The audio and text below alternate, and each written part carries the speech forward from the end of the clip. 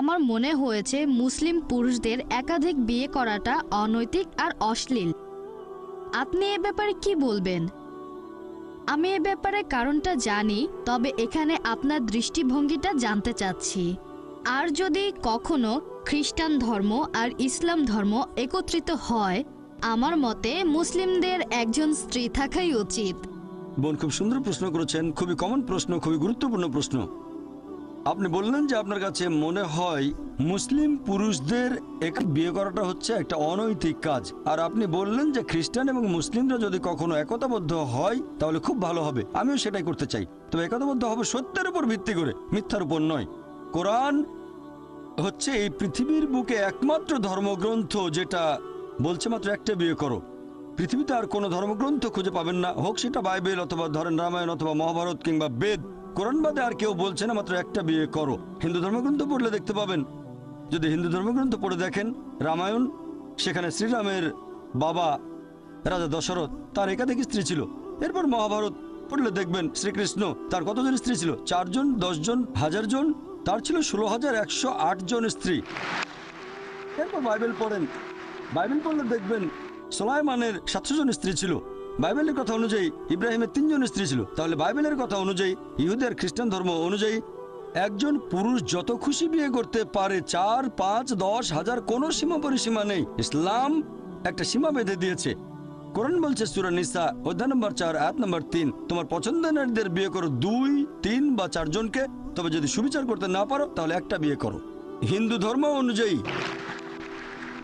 খ্রিস্টান ধর্ম অনুযায়ী একজন পুরুষ যতজন নারীকে ইচ্ছে বিয়ে করতে পারে, 1 জন, 5 জন, 10 জন, 20 জন, 1000 জন, 10,000, কোনো সীমা নেই।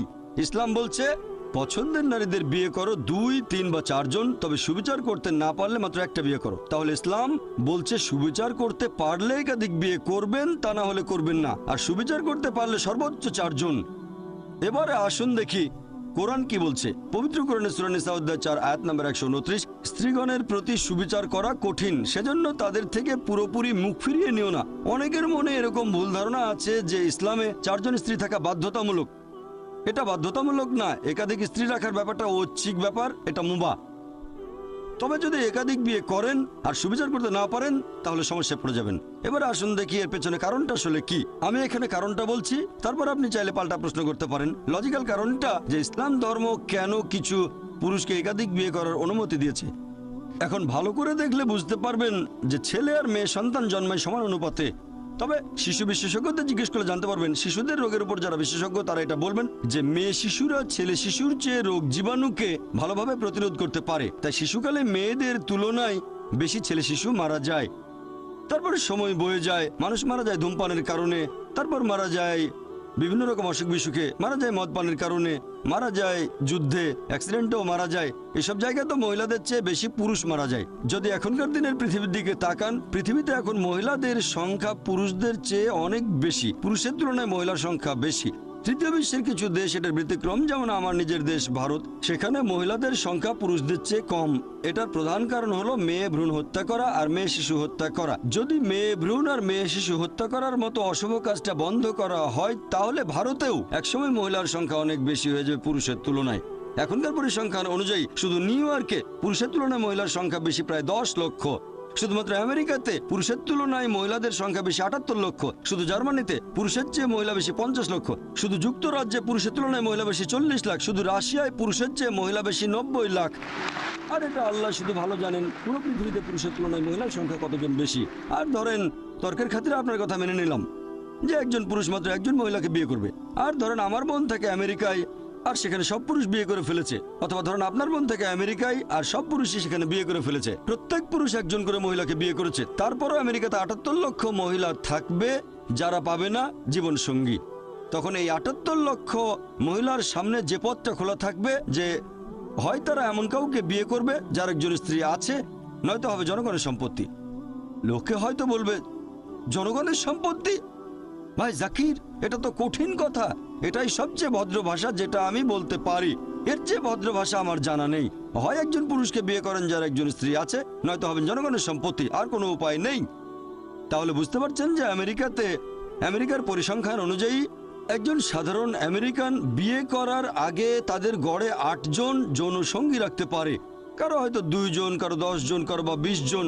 বিয়ে করার আগে গড়ে 8 জন যৌন সঙ্গী থাকে। আর আপনি চাইলে যতজন খুশি রক্ষিত রাখতে পারেন, 1 জন, 10 জন, 20 জন, কোনো সমস্যা নেই। তবে আইনসঙ্গতভাবে একাধিক স্ত্রী তারা হজম করতে পারে না।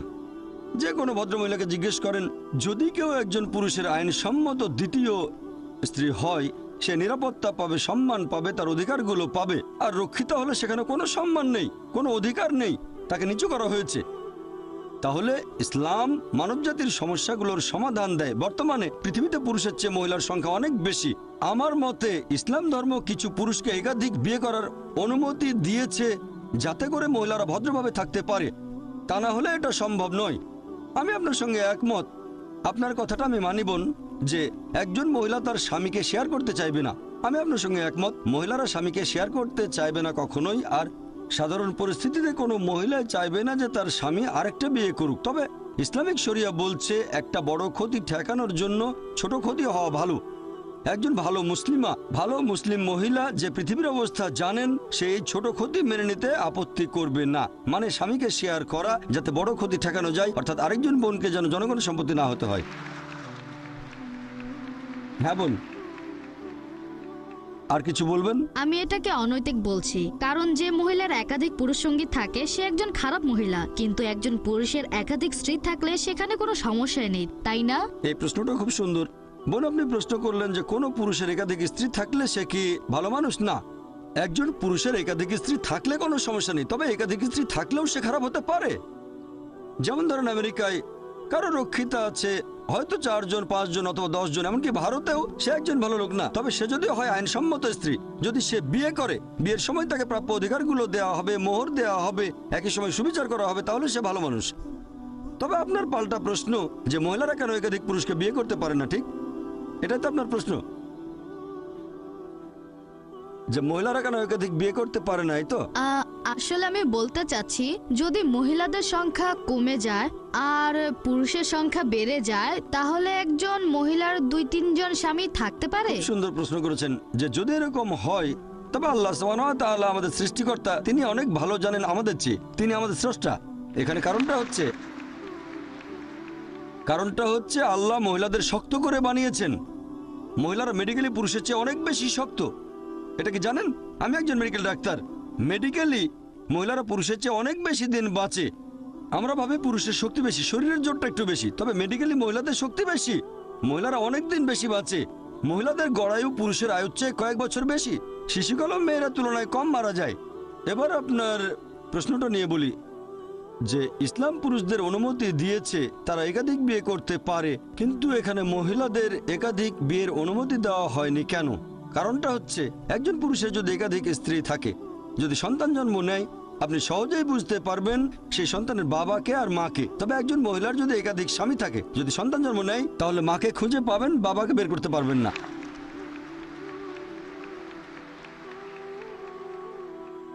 তারপর সন্তানকে স্কুলে ভর্তি করতে যাবেন, এর বাবার নাম কি? তখন হয়তো 2টো নাম দিতে হবে। এখন মেডিকেল বিজ্ঞান অনেক উন্নত হয়েছে, যেমন ডিএনএ, জেনেটিক কোডিং। এখন বলতে পারবো বাবাকে আর মাকে, এখন সেটা আগে সম্ভব ছিল না। ইসলাম পৃথিবীতে আছে স্মরণাতীতকাল থেকে, এটাই একমাত্র কারণ নয়, এছাড়াও আরো কিছু কারণ আছে। প্রাকৃতিকভাবে মহিলাদের তুলনায় পুরুষের যৌনতাড়না বেশি। তৃতীয়ত, একজন পুরুষ একাধিক স্ত্রী নিয়ে থাকতে পারবে, কিন্তু মহিলাদের জন্য একাধিক স্বামী থাকাটা কঠিন হবে, কারণ মহিলাদের মাসে রজস্রাব হবে, এমন সময় মানসিকতা বদলে যেতে পারে। এসব কারণে একাধিক স্বামী রাখাটা কঠিন হয়ে যাবে। এছাড়াও এখনকার দিনের বিজ্ঞান আমাদের বলে যে একজন পুরুষের যদি একাধিক যৌনসঙ্গী থাকে আর তাদের প্রতি বিশ্বস্ত থাকে, যেমন একজনের যদি একাধিক স্ত্রী থাকে, একাধিক যৌনসঙ্গী থাকে, আর তারা সবাই যদি একে অন্যের প্রতি বিশ্বস্ত থাকে, তাহলে সেই পুরুষের অথবা সেই মহিলার কোনো রকম যৌনবাহিত রোগ হবে না। তবে একজন মহিলার যদি একাধিক যৌনসঙ্গী থাকে, যদি তার একাধিক স্বামী থাকে, তাহলে তাদের যৌনবাহিত রোগ হবে। প্রথমে রোগটা সেই মহিলারা হবে, তারপর সেই রোগ তার স্বামীদের মধ্যে ছড়িয়ে পড়বে। তাই মেডিকেলি এটা ভালো নয় যে একজন মহিলার একাধিক স্বামী থাকতে পারে। আশা করি উত্তরটা পেয়েছেন।